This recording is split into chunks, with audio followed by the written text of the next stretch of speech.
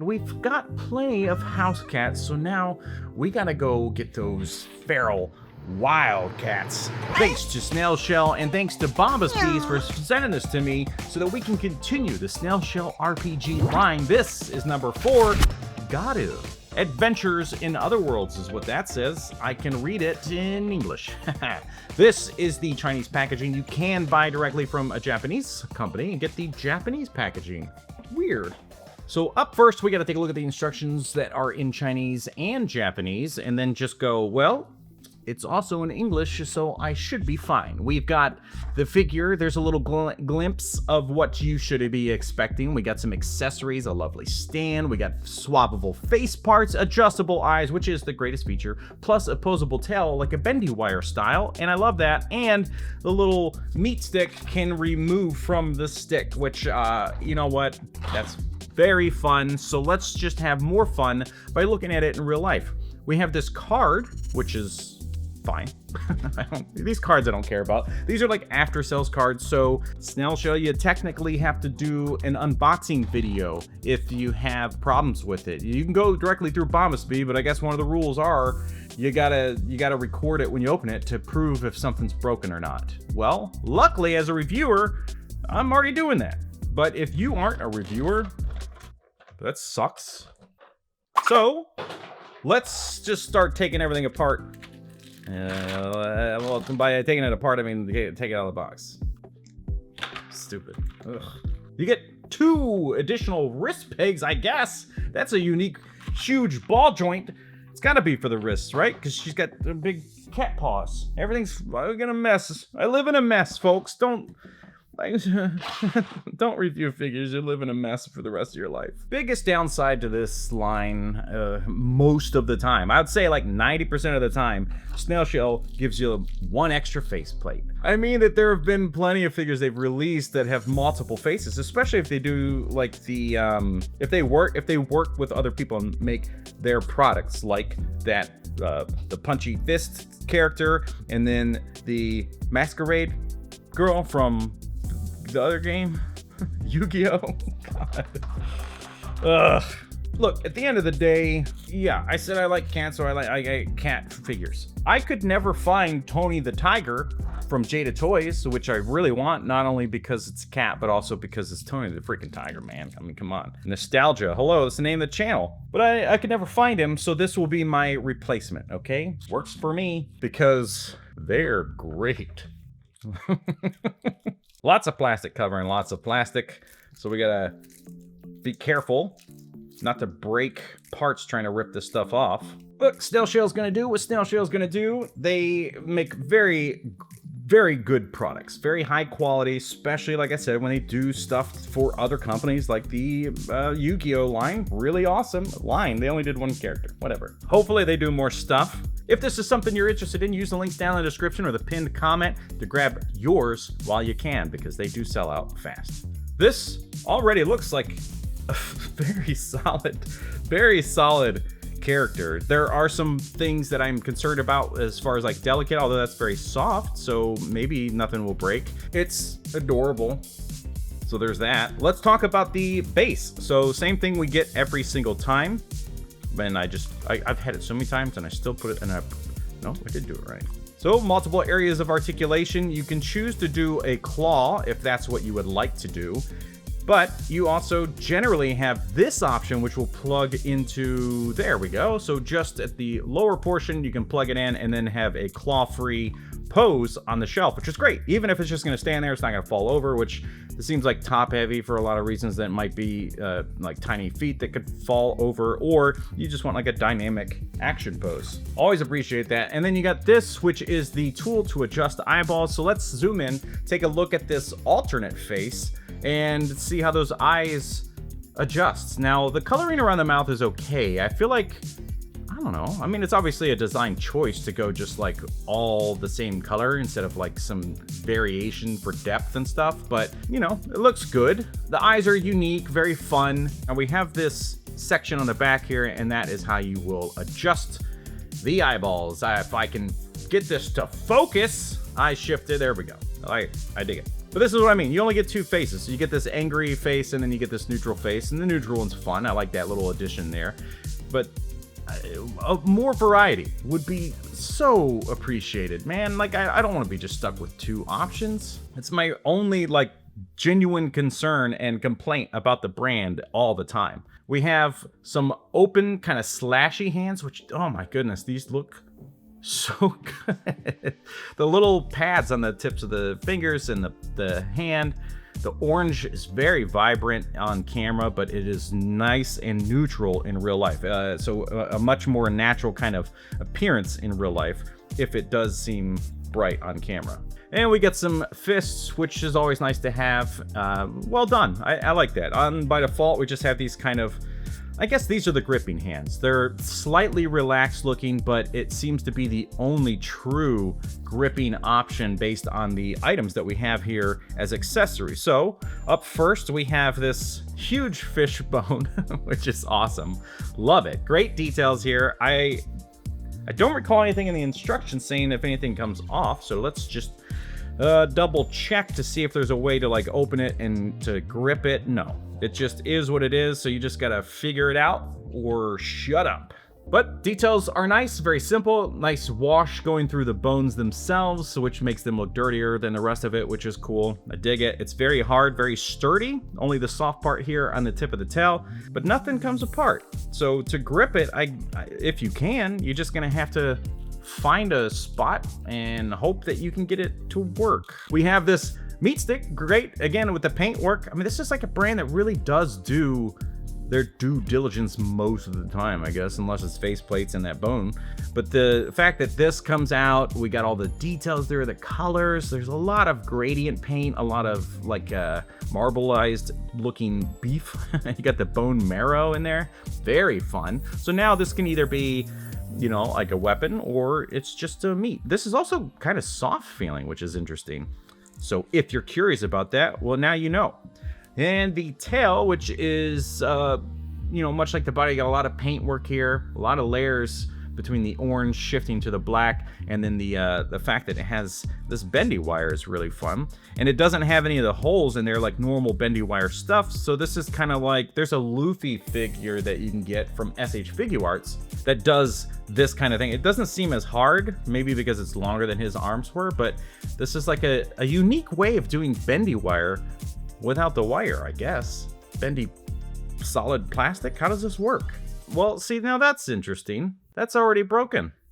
Look at that.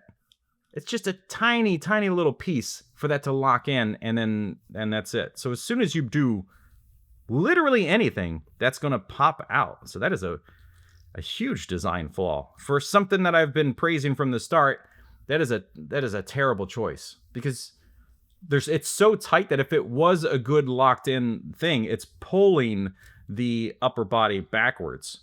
So to get the range, as soon as you want to like tilt it forward, it would just snap off. That was a bad move. Now I mean, I guess you can use it either way, but that it does kind of seem like a bummer that will be how you hold the figure without the claw. But if you want the tail in, you can't do both. It's going to be one or the other. Huh. So I guess it's going to be claw or nothing for most people, because the tail is, you know, a big part of the character. Now, as far as design goes, I mean, it looks fantastic. Like the colors and the detail of the sculpt, all of that tracks with typical Snail Shell stuff. Like this design choice here is really nice. I mean, just look at the hair, the way the hair is. Oh, I'm sorry. We got little bows in there. A lot of paint work. Very fun. This bell, the collar, a lot of details that you don't initially see, I think, off the bat, because it's kind of covered up with all of these extra pieces. I am very curious how the articulation is going to be, because everything's so thick. Like you know, you get big, thicker characters and articulation can usually be hindered, but that's pretty solid. More than 90 degrees on the elbow. And then on top of that, you'll have this wrist peg, which we saw what it looks like. So that's actually doing a lot. Now, I will say, you're probably going to start like scuffing up some paint, because it's just such a tight fit. Like if you do a lot like this, I would expect some paint scuffs.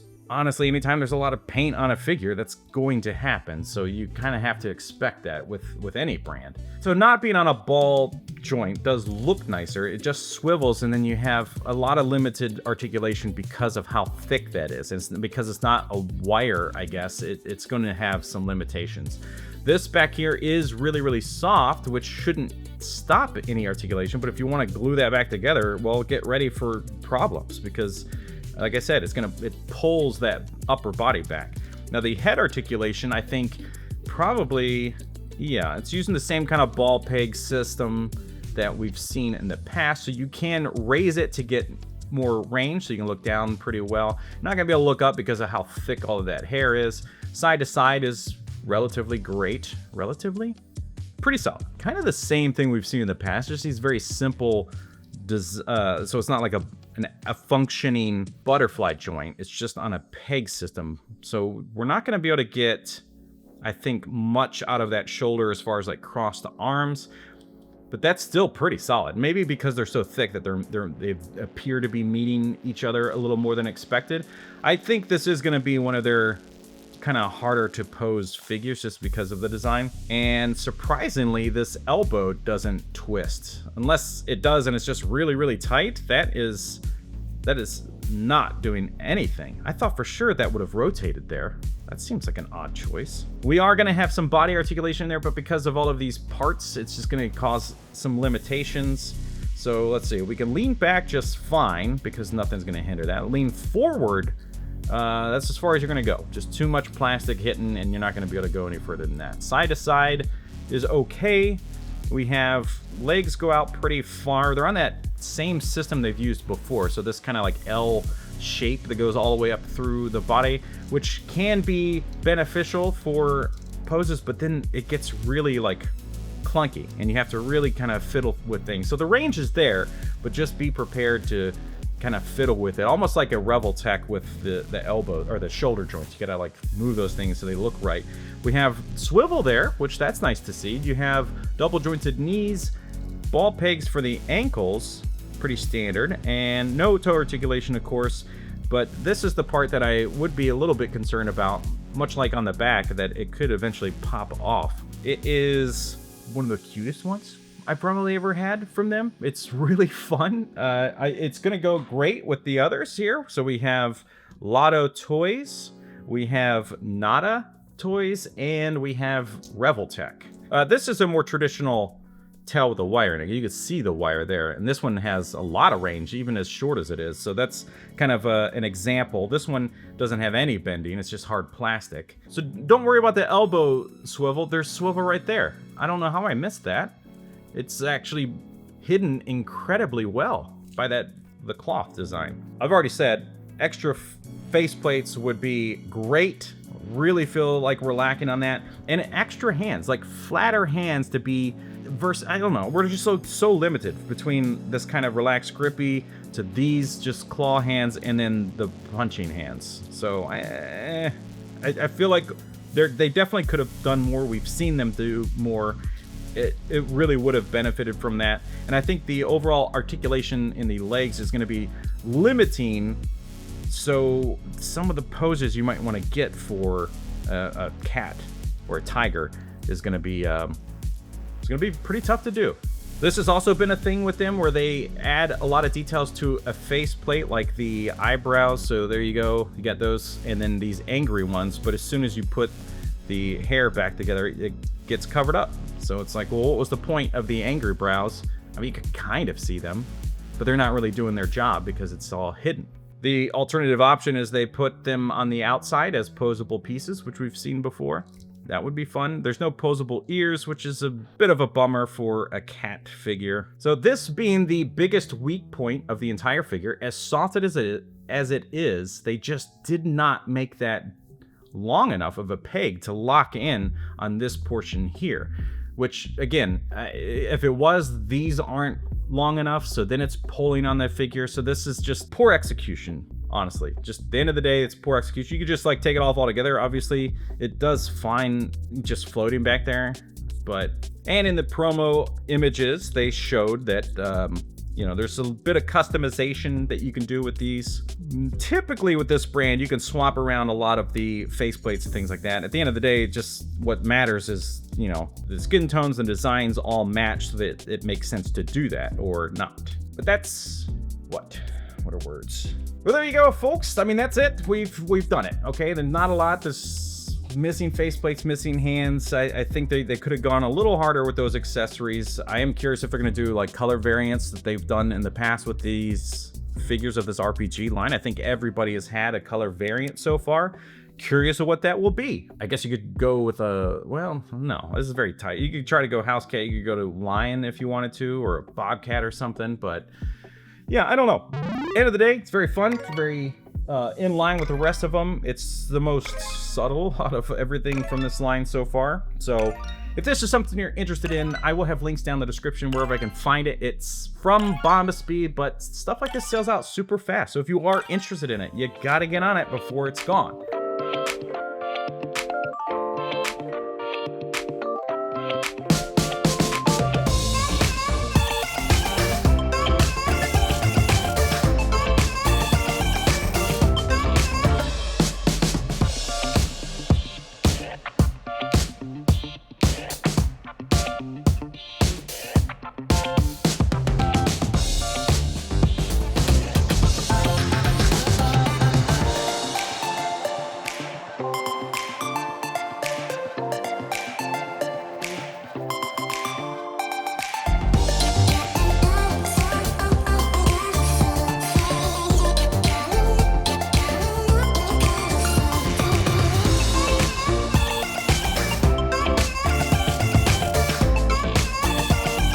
If you enjoyed this and you want to see some more from this line get reviewed, then be sure to click that video right there. Thank you so much for watching. We'll see you next time.